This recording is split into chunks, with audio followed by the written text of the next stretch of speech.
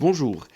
Cette activité 1 est essentiellement basée sur le thème rouge et teste votre capacité à faire du calcul mental et les priorités d'opération, entre autres. Alors, l'exercice A, 5 au cube moins 5 au carré. Alors, comme je disais, la priorité des opérations, on doit d'abord effectuer les puissances, c'est-à-dire que 5 au cube, je vais le faire ici, est égal à 125 et que 5 au carré est égal à 25. Et il nous reste à faire la soustraction de ces deux nombres. 125 moins 25 donne comme réponse 100. La partie B, attention, celle qui est juste, pas en bas, mais juste sur la droite, c'est une multiplication de nombres relatifs, positifs et négatifs. Alors, on peut séparer ça en deux parties, ce calcul en deux parties. La partie, on va dire, calcul elle-même, mais la partie traitement de signes. Commençons peut-être par la partie traitement du signe final. Donc, on a un 9 négatif qui est multiplié par un 8 positif. Un signe moins associé à un signe plus lors d'une multiplication donne un résultat négatif. Attention, cette technique marche pour la multiplication, pour la division aussi, mais c'est tout. Elle ne marche pas pour l'addition, pour la soustraction. Donc ici, on a bien une multiplication entre un nombre négatif et un nombre positif, résultat négatif.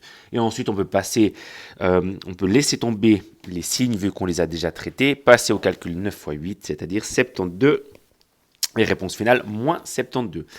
L'exercice C, un peu la même chose que l'exercice B, on a cette fois trois nombres relatifs aussi qu'on multiplie et qu'on divise. Donc la règle énoncée à l'exercice B marche encore. C'est-à-dire qu'on peut traiter les signes suivants. Un signe positif le 7, un signe négatif le 9, un autre signe négatif le 3. Plus, moins et moins, ça donne comme résultat plus. Alors je vais noter le plus pour signifier que j'ai traité du signe.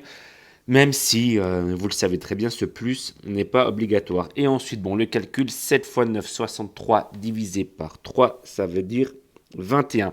On peut faire un peu plus rapide, c'est-à-dire à la place de faire, alors si je décris dessous 7 fois 9 fois 3 en oubliant divisé par 3 en oubliant les signes. J'ai fait le calcul vraiment dans l'ordre de gauche à droite.